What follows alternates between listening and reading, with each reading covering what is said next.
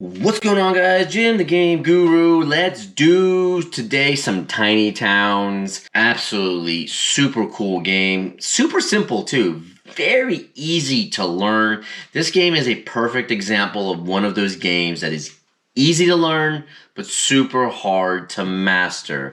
I absolutely love the theme to this game. The like small town with these animals that are living in there. Very cute artwork on there. And it's one game that is absolutely excellent to play as a solo game. So it's great to play with multiple players, and it's really good as a solo game because it has kind of like a puzzle element to it. Now I have the base game here, and I'm going to do the how to play on this video with the base game, but I am going to show you the components from the expansions as well. We have Fortune here, and then the other expansion is Villagers. So got Villagers and Fortune. Each one of these brings some unique elements to the base game. So let's go ahead, tear into this, take a look at the components, and then I'll do a how-to on this. If you guys are new here, please consider subscribing or following. All right, let's dig into this and take a look at some of the components for Tiny Town. So what I have here on the table is the components from the base game. So up here we have different building cards that represent different types of buildings, and I'm going to go through each one of these buildings here. And then you have building kind of figurines or building meeples, I guess you'd call it, that represent each type of building. And right there we go. If I can get this up here, you can see. So there are various buildings that you can actually put in your town. I only have one of these out right now of each building type, but there are many, many different meeples for each building type, and I have them all in the bags right now. So what you're going to do is when you're setting up your game, you're going to put all of these wooden resources here on the table. You're going to put all of the wooden meeples for the buildings out on the table next to the resources, so everyone can actually access them whenever they're building their town. Every player is also going to get, this is your town board. It's a 4x4 grid, and it's nothing special. It's kind of like a standard 4x4 grid with some like cartoony like landscape on there, but every player in the game is going to get one of them. So you have 6 boards, so this game is up to 6 players. Every player gets one. You have resources cards that come in the game too. So these are resource cards. Now these are not used in the regular gameplay of Tiny Towns. They are used on special rules, either using the Town Hall rules. The Town Hall rules is a way to play this game that the players are not actually calling out the resources that everyone's going to use in their town. Instead, you can actually have it that you're drawing from a deck, and then that will actually pick the resources that you're going to be putting into your town. I don't know if there's a benefit over one of the other. I mean, and these are just plain resource cards, as you can see. I don't know if there's a benefit over one over the other. I know maybe you can make it so it's a little harder, so you don't know what resource is coming up. So whatever comes up, the players just have to adjust using the town hall rules. And the resource cards are also used when you're playing solo. So when you're playing solo, you have to use the resource cards, and that's how it forces you to then use whatever resources come up to make your town as best as you can. I'm going to go into the building cards here, but before I do that, this is a score pad right here. So what you do is you put every player's name across the top, and then you'll end up putting scores for each building types that you place in, that you create in your town. Now let's take a look here. So on this building type, there's only one in the base game. It's the cottage. And you can see the art is absolutely amazing. And when I say this game is super, super simple to learn, I mean, it is simple. It is so simple. So on the top, you have the name of the card or the building itself. You have the building type over here. And then right here is a pattern. This is the pattern that you need of resources in your town in order to build this building. And then at the very bottom, it tells you what happens when you have this built in your town. Some buildings have special powers, and this one right here gives you 3 big victory points if this building is fed. So what does that mean, is fed? Well, at the very top up here, you have this kind of symbol that's showing you kind of like how this building is fed. And it kind of looks like a wheat symbol, I guess. And then when you get into this type of building, what happens is you have a farm, right? So this farm right here feeds 4 wheat, that little wheat symbol, buildings anywhere in your town. So if you have this cottage in your town and then you build a farm, then what happens is that farm can feed that cottage and you'll get 3 victory points for it, for every single one, every single cottage in your town. There are additional buildings that you can play with. So the ones on the top here face up. Those are the ones I'm going to show you in this little how-to. But there are other ones that you can choose from if you decide to not use the recommended buildings. So in this building type, there's also an orchard, and you can see again the artwork, stupid amazing. Greenhouse. I mean, I love the theme. I love the theme in this game. And then it's the granary, and each one has a different pattern that you need to do in order to build that building. Let's go into the chapel. So the chapel, another pattern. And this is for this building type. I can't remember what this orange building type is called. You have a temple, abbey, and the cloister. There we go. And then let's go into this green building type, which is you have a tavern, you have an almshouse, inn, and feast hall. And then we'll go into the building type that looks like a stone. And this is the well, and we have the fountain. And then we have the millstone, and then the shed. And then let's go to the next building type, which is the light yellow one. You have a theater. Theater, tailor, market. Again, beautiful artwork. I love how the animals are represented in this market. It just looks so cool. And the bakery. Every single building will have some kind of pattern that you need to make in order to create that building into your town.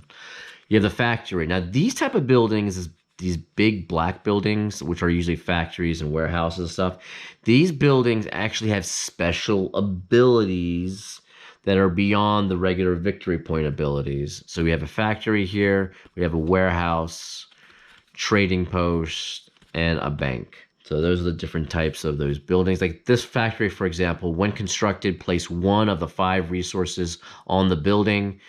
When another player names this resource, you may place a different resource instead, which is kind of cool. Okay, so those black buildings, which are these ones kind of give you special abilities that you can use in your town and take advantage of.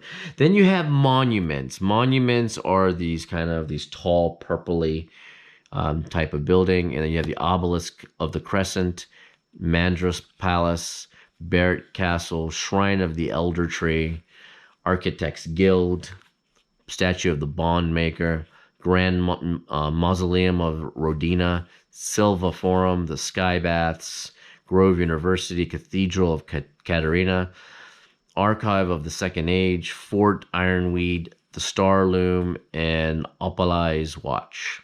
And these monuments are really, really cool. These ones are beyond your basic buildings. Now, what happens is whenever you start the game, you're going to deal every player 2 of these cards, right?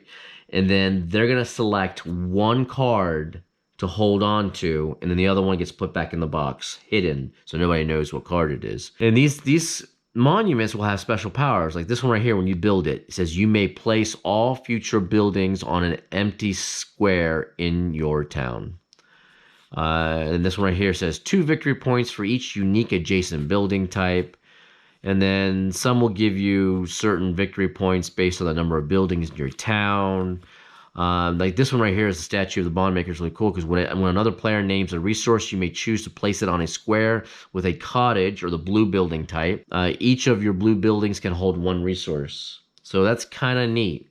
So certain monuments will have special abilities. And before I get to how do you play this game, let's go take a look at some of the both expansions, the Fortune and Villagers. I'm going to show you the components of those really quick, and then we'll come right back to this and learn how to play. So if we dig into Fortune, here's the manual. The manual is pretty nice. I mean, it's very large. We have a bunch of building cards here. So we have a bunch of building cards. Let's go ahead and I'll go through the building cards. Fortune is an expansion that adds money to this game. And it's actually going to give you a brand new score pad because money is added to the score pad because you can actually get victory points from it. So you get victory points from the buildings that you can build already, plus the money. So that's why you have a whole new score pad with this expansion. Let's take a look at some of the new cards and Fortune. Okay, so we have Root Cellar, we have Tithe Barn, Oddity Shop, Museum, Shrine of Windseed, the Prism Forge, the Petal Promenade, Southern Semaphore, Katarina's Grotto, the Treasury at Achaver, Estival Festival, Hollow Hill, Mason's Guild, Araflange Vineyard, Schoolhouse, Gambler's Den, Cathedral, Parsonage, Jeweler, Tea House, Mine, and Statue. So that gives you additional buildings of each one of those building types. So it adds more variety to the game. And then you also get this lovely set of coins right here. You can take these coins and you're going to end up using them in the game to put them in your chest. So this expansion will come with a chest, and you're going to end up putting your coins in these coin slots. And there's also monuments that will have coin slots as well when you build them. So this game gives you the coins. It adds currency basically to the game. You'll have additional scoring, and it will give you these chest pieces that you can actually put your coins in, and the additional buildings. So that's Fortune. Let's get into Villagers. All right, so Villagers, again, another really nice manual. It'll just guide you through how to set up Villagers and add it to the base game. And it tells you about the powers of the Villagers and additional building cards it goes over, okay? So every expansion will have an extra manual that you have to read. So in this set, you're gonna have a lodge board that you're gonna add for every single player. Every single player has a lodge board. And again, artwork, stupid amazing. I mean, look at that artwork. I just love the way that looks. So every player gets a lodge board. And then there are powers. Villagers have powers. And like this one says, cut corners. Construct any building with one fewer resource than needed.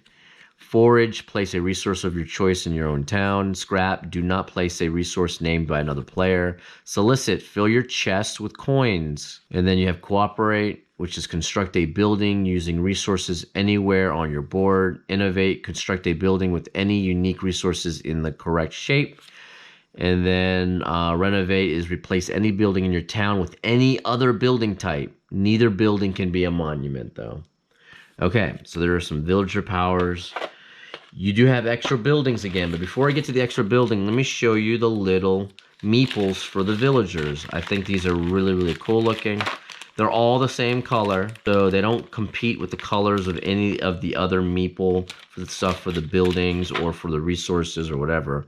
But you can see, like this is a squirrel. Looks like they got a hedgehog here. So a lot of hedgehog and squirrels. I don't know if there's anything different besides hedgehog. Oh yeah, there's a bird one too. Hold on. Let me dig in here and get the other ones as well. Looks like we got a bird. So we got a bird. We've got a mouse one. So there we go. Bird, mouse, hedgehog, squirrel. There you go. See that? Really, really cool. I love that. And what happens is with this expansion is you can actually put these villagers on your town board right where you have certain buildings. And then they'll have powers, which is really, really neat. All right, so let's go into the cards here. So these are additional building tiles. And as you can see from Fortune and from Villagers, there are a lot of buildings you can add to the game.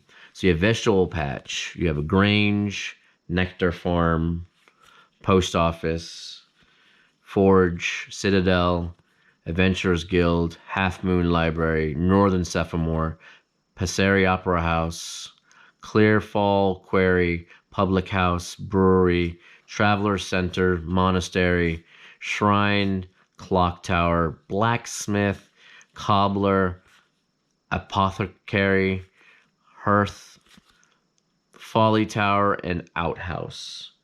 So these are the extra buildings that you get. And every single building type gets extra types of buildings. So really cool. I like how you get these special powers for the villagers. I like how you can put these villagers on in your town. It almost gets to the point where this game is a must almost to play with these expansions. I think it adds a little bit more variety. So if you want more variety, you have to go the route of the expansions. Okay, so those were the 2 expansions. Let's get into the base game and how you play it. I mean, the game is, like I said before, super easy to learn. Now, what happens is in the game, you're going to have this little token right here. This is kind of like your build master token. This says, this is, whoever's the build master has this. And this build master token will end up going around the table clockwise, right? So the first person that has it gets to call out the first resource that they want. And then after that round, they're going to take this and pass it to the person to the left. I mean, even though this is actually really, really cool of a token to use to kind of track who is the build master and you're going around the table, I do also feel like this is probably not necessary. I mean, I think whenever I play this game, I've never actually used this because I think it's just a pain in the butt to move it around.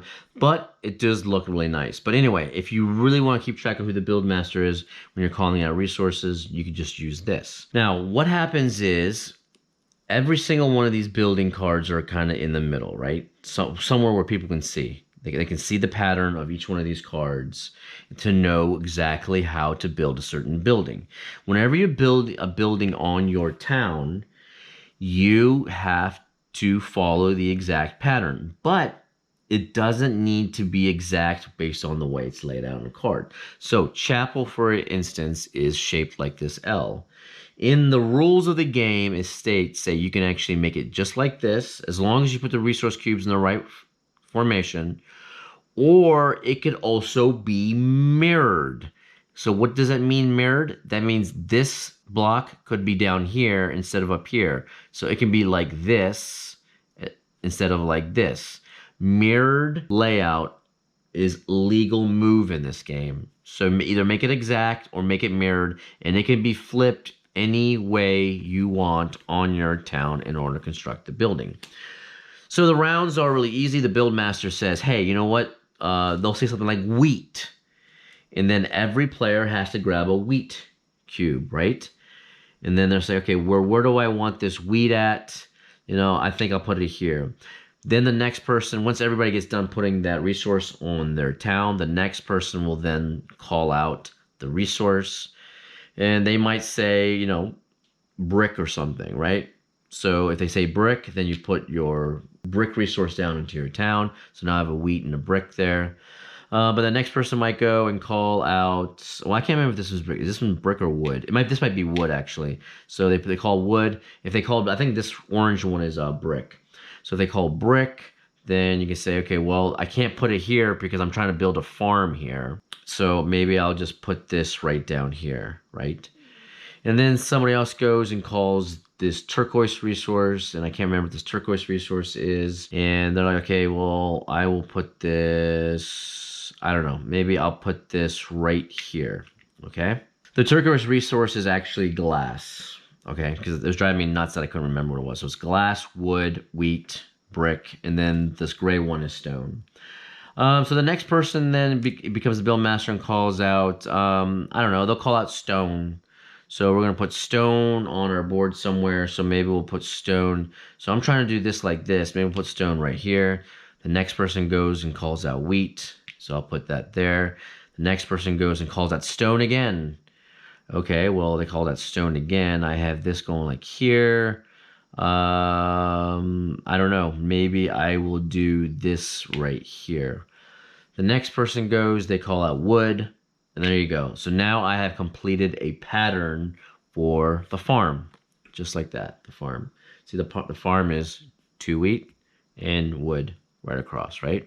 Now keep in mind that these cards that are showing the buildings, they don't move. They don't go anywhere. They're just out in the playing field as a reference guide. That's it. So that players know what patterns to follow. So this is the farm. I take out these cubes. I'm going to go ahead and construct the building at the end of this round here. So the farm, and then I can put this farm anywhere on the 4 squares that the resource cubes were on. You cannot put it outside of those resources. You cannot put it wherever you want. You actually have to put it somewhere that on one of the squares that the resources were on. So I'm gonna go ahead and I'm gonna put it right here because I feel like it's easier when it's on the edge to go from the edge in. I mean, maybe I'm wrong. Maybe it's just me being very naive to this game. But every time I've played it, I've always gone on the outside because I feel like it's harder to build on the outside when you have something built in the middle already. So the next person goes and then they call stone again. Okay, so they call stone. We'll put this over here then. Now remember, this is all happening simultaneously. So as this player is putting these cubes on there, there's going to be somebody else wherever, maybe up here or wherever, this other player, they're going to be doing the same thing. They're going to be putting cubes, resources on their town somewhere, right? So they might, wherever, they're going to be doing they're going to put their resources on their town and try to build buildings on their town, but they're going to have it wherever they want. They're going to be building them differently. So not everyone's going to have a similar town by the end of the game. So you got to remember, it's always going to be everyone's playing these simultaneously, okay? Because I know I'm only showing you one board because the gameplay is similar for all the boards. It's the same exact thing. Okay, so the next person goes and calls brick. So we put a brick here. And the next person goes and calls glass or something. And then right here, I have enough for the temple, right? So right here, I can make a temple. And I exchange these out for a temple, which is this one right here. So the temple, I'm going to put it right here on the edge. Now, you got to keep in mind what kind of building you're building, because sometimes buildings will have abilities if another building is next to it or in the same row. There's building, like sometimes you get victory points if a certain building might say, hey, if you got a certain type of buildings in this column or on this row, then you get extra victory points. And you got to remember that, because sometimes that might sway where you end up putting a certain buildings in order to get more capitalized on your victory points. So next person goes. So if I wanted to, I believe stone. Okay, so next person goes and calls wood. So I can go like this. Now, if I wanted to, I could build a well, because the well only takes a wood and a stone. So I can go ahead and turn these in, and then that is my well. So my well can go there. The well says I get 1 victory point for each adjacent cottage. So this is a perfect example of a building where I may want to build cottages around this well. And you keep going in this game. You go round by round by round, and what happens is somebody's always, you're gonna have that player that's gonna name the resource. Everyone grabs the same exact resource from the pile, sticks it on their town, and then eventually what's gonna happen is you're gonna have a bunch of buildings, right? You're gonna have a bunch of buildings. Maybe you end up building a monument. Maybe you have something like this. And you keep trying to build things, or maybe the monument here, maybe this would be built there. But what's going to happen is you're going to keep trying to build onto your town all these different buildings. And you just got to strategize to maximize your victory points. I believe they said something like 38 victory points is awesome. If you can get 38 victory points at the end of the game, then you've done a really, really good job at winning in this game. Now, that is for the base game, not including the expansions. I'm sure the expansions will give you even more victory points depending on which expansion you're playing with. But as far as the base game, I believe somewhere around 38 is actually really, really solid if you can nail that. Let me go ahead and fill out the squares here to kind of show you an example of what kind of it would look like afterwards. So, I could build a cottage there. I could build another cottage. Let's say if I went through at the very end of the game, could look something like this. Possibly, maybe something like this, and we're going to do that right there. Maybe I had these 2 spaces blank. Maybe I couldn't build anything else here. I didn't place my resources correctly, and I couldn't build anything else. So what happens is you'll calculate the victory points for each one of these building types, and then you'll put them on your pad. You'll say, okay, this player, this building type, how many victory points do they get? this player or this building type, how many victory points to get, and then you put all the victory points, and then you add them all up, and you'll get the total. For these right here, and if you see like this X, this red X right here, that means empty squares on your town. These are actually negative victory points. And I think it's -1 victory point for each empty square on your board. So this person will get -1, and then they would get victory points for everything calculated together. And that's how you play Tiny Towns. I mean, it's like, again, it's super easy to learn. It looks awesome on the board because you have these building meeples and all these wooden cubes. So I like that. That's one thing I love about this game. And let me bring this board up a little bit so you can see how it kind of looks when you build it. Just like that. I mean, it's really cool looking. It's really cool looking on the table. I like that. And then I can't wait to try this with the villagers. So villagers I have not played yet in this base game, but I can't wait to start putting some of these villagers on there too and see how much cooler that would look with that. Yep, super easy to play, hard to master. But anyway, guys, that is Tiny Towns. If you guys like this video, please like, and I will see you guys on the next video. Bye.